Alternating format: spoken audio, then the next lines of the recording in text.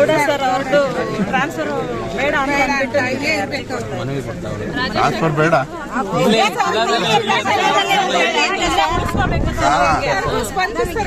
ನಾನು ಮಂತ್ರಿಗೂ ಮಾತಾಡಿದ್ದೀನಿ, ಕಾರ್ಯದರ್ಶಿಗೂ ಮಾತಾಡಿದ್ದೀನಿ, ಕಮಿಷನರ್ಗೂ ನಿನ್ನೆನೂ ಕೂಡ ಮಾತಾಡಿದ್ದೀನಿ. ಯಾವುದೇ ಕಾರಣದಲ್ಲೂ ವರ್ಗಾವಣೆ ಮಾಡಬೇಡಿ ಅಂತೇಳಿ.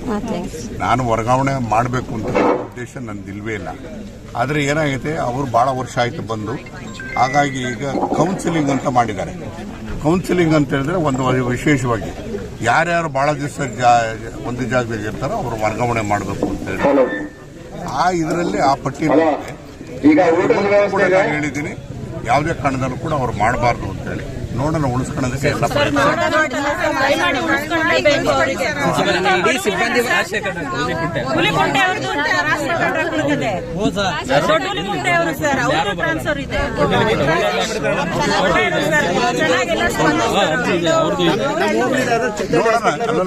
ಇವತ್ತು ಕೌನ್ಸಿಲಿಂಗ್ ಇವತ್ತಿದೆ, ಇವತ್ತು ಶುರು ಆಗ್ತದೆ. ಯಾರ್ಯಾರು ಏನೇನಾಗುತ್ತೆ ನೋಡೋಣ.